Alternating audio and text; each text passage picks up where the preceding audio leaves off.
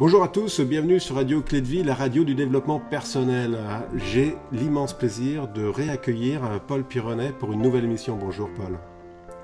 Bonjour Alexandre et bonjour à tous ceux qui nous écoutent ou qui nous regardent. Ça me fait énormément plaisir de te retrouver pour une nouvelle émission. Ça va être une émission sur plusieurs thèmes en fait. On va les aborder comme ça. Le titre de l'émission, c'est tout simplement « Comment j'améliore ma vie avec Paul Pironnet ». Et là, il y a plein de choses. Comment transformer nos stratégies, comment libérer son potentiel, comment être bien avec soi-même. Des comment, et des réponses du coup avec le grand Paul Pironnet.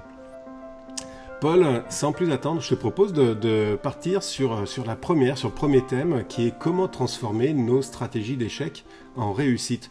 Oui, alors d'abord, qu'est-ce qu'une stratégie d'échec ? Pour moi, il y a deux choses qui sont très importantes à bien comprendre dans l'évolution humaine. C'est l'aspiration au bonheur, donc qui découle d'une émotion, et puis ce qu'on va appeler le succès, en fait, dans certaines situations, que ce soit pour apprendre à gérer ses émotions, communiquer. Et là, pour le coup, effectivement, ça découle de stratégie, c'est-à-dire de savoir-faire, de processus. C'est, au fond, mettre de l'attention. Quand je dis de l'attention, c'est pas de l'attention dans le sens tension, c'est de mettre de l'attention, de la vigilance, en fait, dans la forme. Que ce soit, par exemple, quand on parle à un enfant ou quand on s'adresse à un inconnu ou une personne, eh bien, on va mettre de la qualité dans la forme. Et c'est ça, la stratégie, c'est de se dire, au fond, est-ce que la forme dans laquelle je suis est une forme qui est adéquate par rapport aux objectifs que je poursuis ? Alors, effectivement, les stratégies d'échec, c'est souvent, pour moi, des manques d'attention.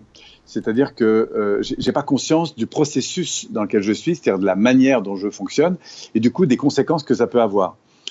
Donc, pour bien définir ce que j'appelle une stratégie d'échec, c'est une stratégie qui me conduit en fait vers des résultats qui ne sont pas ceux auxquels j'aspire. Par exemple, comme je suis dans la frustration parce que mes enfants laissent traîner leur bol sur la table au petit déjeuner le matin, eh bien du coup, je vais réagir d'abord émotionnellement, puis je vais dire mais en fait c'est pas possible, pourquoi vous laissez toujours traîner votre bol, puis vos chaussures, puis vos affaires, puis vos trucs, etc. Bon, là je me rends pas compte à ce moment-là parce que j'ai pas appris que le fait de mentionner, c'est-à-dire de communiquer sur le problème plus que sur la demande qui pourrait être, par exemple, tu sais, quand vous rangez comme ça ou quand tu ranges ton bol dans la machine à laver et que j'arrive le matin et que c'est propre, je t'assure, ça fait vraiment une différence pour moi. Et si tu n'as pas compris, je vais t'expliquer en quoi. Oui, là, on a deux stratégies différentes, c'est-à-dire deux modalités de communication différentes. Et pour moi, les stratégies d'échec, souvent, elles découlent d'inattention. C'est-à-dire qu'on n'a pas pris conscience que la forme, en fait, nous dessert. Et cette forme, en fait, elle nous dessert parce qu'elle est souvent sous-tendue par une émotion de frustration. Et je pense que la clé, souvent, alors ça paraît à la fois simple, c'est un petit gap de transformation, il s'agit de changements parfois de quelques millimètres, mais en fait, ils nous conduisent à des destinations extrêmement différentes. Si par exemple je rentre le soir, et c'est encore plus vrai dans mon couple, avec mes enfants surtout, parce que je suis fatigué, j'en peux plus, et qu'il y a du bruit, qu'ils crient, eh bien au bout d'un moment, la frustration me fait monter intérieurement, par exemple de la colère, et du coup je vais avoir une réaction un peu vive, et en général orientée sur le problème, sur l'expression de ma frustration, plutôt que sur l'expression de la demande. Ça pour moi c'est encore une fois, ce centimètre ou ce millimètre qui est à changer, mais parfois ce millimètre pour certains c'est des kilomètres en fait. Pourquoi ? Parce qu'il faut d'abord prendre conscience de l'impact. Et alors le pas suivant pour moi ce serait peut-être pour sortir de cette fameuse stratégie d'échec, c'est prendre conscience de la mauvaise forme. C'est-à-dire, je dis toujours, par exemple, hier soir, je parlais encore à une personne qui me disait, voilà, moi je fume de temps en temps, il paraît que toi tu fais de la PNL, machin, tu peux aider les gens. Je dis, tu sais, la première chose à faire, c'est peut-être à prendre conscience de ce que tu fais qui ne te convient plus, mais sans chercher à le changer. Je prends conscience que de temps en temps, j'allume une cigarette alors que j'en ai pas envie. Je prends conscience que je suis en train de manger trop vite, par exemple, alors que c'est pas sain. Je prends conscience que, alors que on se parle, je vais laisser en fait mon occupation, mon esprit s'occuper à autre chose, à regarder un mail par exemple, et du coup de perdre de l'attention, c'est-à-dire la qualité d'attention. Je prends conscience, je pense que la première étape, c'est la prise de conscience du fait que je suis dans une forme un petit peu confortable, entre guillemets, et qui fait que du coup je mets moins d'attention sur la forme dans laquelle je suis au moment où j'interagis par exemple avec toi. Voilà, donc première étape pour moi, c'est prendre conscience de cette forme. Deuxième étape, c'est prendre conscience de ce qui va m'arriver, de ce que j'entraîne pour moi ou pour les autres, si je ne change pas. Et ça, c'est intéressant parce que du coup, ça m'éveille à une certaine responsabilité. Voilà. je suis à la fois libre de continuer à m'emporter de temps en temps avec mes enfants ou à continuer à fumer ou à manger mal ou à être régulièrement en retard. Mais la question, c'est de me dire, si je continue comme ça, en fait, vers quelle destination je vais, quel est le retour que je vais avoir. Et je peux bien sûr me poser la question, mais c'est souvent sous cet angle, en fait, que je vais aider une personne à changer. C'est-à-dire que comme il y a un confort à reproduire un peu inlassablement des comportements qui ont été automatisés et sur lesquels je porte moins d'attention, parce que c'est comme ça, c'est plus facile, voilà. Et bien du coup, je vais prendre conscience dans ma tête, non seulement du comportement que j'ai sans chercher à le changer, mais après, phase 2, de me dire, et si je continue comme ça, si je continue à parler comme ça, à traîner comme ça devant ma télé, à regarder n'importe quoi, voilà. C'est quoi la conséquence en fait dans ma vie? Et est-ce que cette conséquence, elle répond à ce à quoi j'aspire vraiment? C'est deux clés qui sont vraiment importantes pour justement commencer à changer. J'aime bien quand tu parles de prendre conscience, hein, parce qu'on a toujours tendance à dire mais tu devrais faire ça, tu devrais faire ça. Mais rien que de prendre conscience, ça responsabilise soi-même. Exactement. Et dans cette notion de responsabilité, ce que je rajouterais, c'est que c'est d'une manière générale un acte fondamental pour moi, c'est d'accepter l'idée que si j'ai des échecs, en fait, souvent on perçoit l'échec dans le résultat. Par exemple, j'ai un manque d'argent en ce moment et voilà, j'ai l'impression d'échouer parce que j'ai un manque d'argent ou j'échoue parce que j'ai l'impression de ne pas établir de bonnes relations avec, je sais pas moi, les personnes que je croise parfois. J'ai l'impression d'avoir des conflits avec mes enfants, avec mon conjoint. Et souvent, on situe le problème dans le résultat. Or, en fait, comme on l'avait déjà d'ailleurs évoqué ensemble dans des précédentes émissions, je reviens toujours là-dessus, c'est d'accepter que je ne suis pas responsable peut-être du résultat, mais je suis responsable de la partie de moi, c'est-à-dire du comportement qui a entraîné ce résultat. Et en fait, le problème n'est jamais dans le résultat, le problème, il est dans le comportement qui me conduit à ce résultat. Ce qui veut dire que si j'ai un manque d'argent, le problème, ce n'est pas le manque d'argent, c'est l'attitude, c'est-à-dire les habitudes, dit autrement les rituels plus ou moins inconscients, ce que j'ai programmé, ce que j'ai automatisé dans ma vie et qui fait que je me retrouve sans argent. C'est clair que si je commence par toujours dépenser un peu plus que ce que je gagne, eh bien, je suis dans une règle du jeu qui me conduit effectivement à me retrouver sans argent à la fin du mois. Voilà. Si je commence toujours par crier sur mes enfants quand j'ai une frustration, eh ben, je peux continuer à le faire. Mais il y a un moment donné où le problème, c'est pas mes enfants, c'est le fait que je suis en train de crier et que ça alimente en quelque sorte un processus dans lequel il va falloir que je crie probablement de plus en plus. Je ne sais plus qui c'est qui disait ça, hein, que l'important n'était pas la destination, mais le chemin. Oui, moi j'aime dire que quand on accompagne des personnes vers cette prise de responsabilité, c'est d'abord effectivement cette phase d'accueil, de reconnaissance, d'éveil à la conscience de ce qu'ils font sans chercher à le changer, et même d'aimer ça, j'irais même jusqu'à dire ça. Ensuite, de se dire si je ne change pas, où est-ce que j'arrive?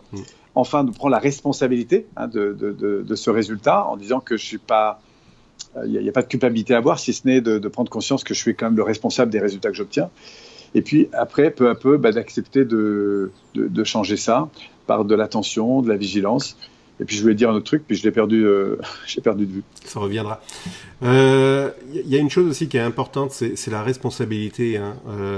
Il y a deux choses, enfin il y a plusieurs choses que tu as dit, enfin tout ce que tu dis c'est vraiment super génial, mais il y a des choses que je note, c'est le fait d'être responsable, le fait d'accepter aussi d'avoir ses colères ou de pas être parfait et d'avancer avec ça.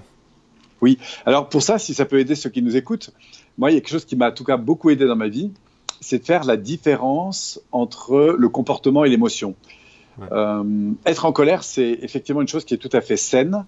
Le fait d'avoir peur, par exemple, peur de parler en public, peur de s'adresser à un inconnu, d'avoir un manque de confiance en soi pour se positionner, tout ça, ce sont des émotions, ce sont des ressentis.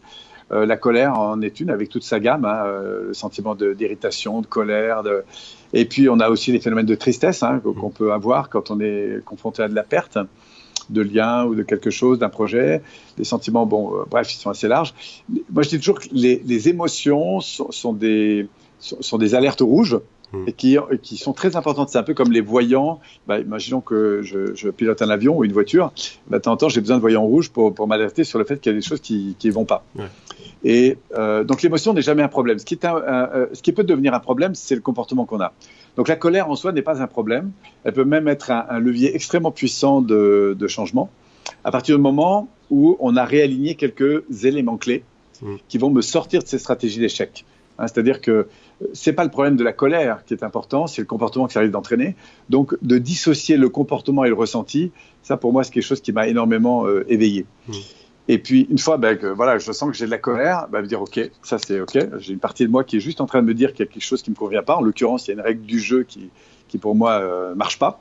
J'avais demandé à ce que la salle de bain soit propre, par exemple, et puis je m'aperçois qu'il y a toujours des cheveux qui traînent dedans. Voilà, ça m'agace. On avait prévu de commencer à telle heure cette réunion, et puis on a toujours des gens en retard, ça m'agace. Donc cet agacement, en fait, il est juste en phase avec le fait qu'on a en arrière-plan un besoin, une valeur ou quelque chose d'important qui n'est pas satisfait. Et au fond, cette alerte, elle est là pour justement pour m'indiquer quelque chose qui n'est pas satisfait. Et c'est curieux d'ailleurs de constater que la colère, par exemple, c'est une énergie qui va me faire avancer, qui a la différence de la tristesse qui va me couper un petit peu en deux. La colère, c'est quelque chose qui va me faire réagir. Alors après, il y a deux formes de réaction. C'est soit une réaction dégradante à l'égard de l'autre, parce que je suis dans la colère, et puis du coup, je vais rentrer dans la culpabilisation, la critique, etc., de moi ou des autres. Soit je me dis, il y a une forme d'injustice pour moi là, qui se passe. Qu'est-ce que ça me révèle d'important ? En l'occurrence, qu'il y a des valeurs importantes. Et là, du coup, je vais mettre de l'énergie pour, au contraire, construire. Pas détruire, mais construire. Et je crois qu'il y a derrière tout grand leader, si ça peut aider les colériques, il y a derrière tout grand leader, c'est-à-dire quelqu'un qui a décidé de faire changer les choses, il y a un instinct de colère, il y a un instinct d'agressivité, en fait. Et je pense que toute la différence entre l'agressivité, par exemple, j'ai connu il y a quelques années un homme qui m'a beaucoup touché, et qui a été pour moi d'ailleurs un des éléments extrêmement moteurs de transformation dans mon adolescence. C'est un garçon qui s'appelle Guy Gilbert. C'est un curé qui est connu parce que quand vous l'avez vu une fois, vous ne l'oubliez pas. Il y a des Santiago qui s'occupent notamment de jeunes en grande difficulté. Et un message qui a été très important de sa part, pour moi, c'est de comprendre à quel point, et c'est son premier grand message, c'est de dire à ces jeunes qui sont beaucoup dans la violence, et j'ai été moi dans la violence, donc je sais de quoi on parle, eh bien, c'est qu'au début, ce qui nous anime dans cette violence, c'est qu'elle nous entraîne dans des comportements destructeurs et on obtient de la reconnaissance à travers cette destruction. Donc, on va continuer à agir comme ça. En plus, on la justifie, cette attaque, cette agressivité, parce qu'il y a un sentiment intérieur d'inconfort très fort. Et du coup, dans cette action d'agression, qu'elle soit verbale ou parfois physique, il y a une volonté, en fait, de reprendre le pouvoir sur les choses. D'accord ? Sauf que c'est un pouvoir qui est dominant. C'est pas un pouvoir qui est inspirant. C'est un pouvoir qui écrase. C'est un pouvoir qui domine. C'est un pouvoir qui enferme l'autre dans sa propre loi, en fait. Voilà. Et après, on regrette d'ailleurs, parce qu'on regrette de se laisser emporter. On regrette d'avoir dit ou fait des choses, parce qu'on se rend compte qu'après coup, c'était pas une bonne chose.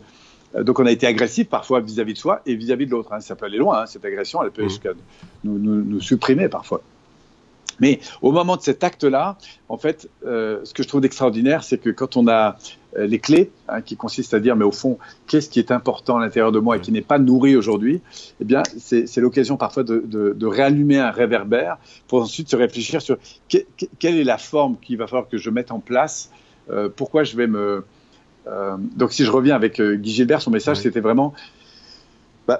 cette rage qu'au fond on ces jeunes, il y a deux possibilités. Soit je l'utilise pour continuer à détruire, et du coup c'est l'environnement qui va me détruire, soit j'en fais quelque chose qui au contraire va construire.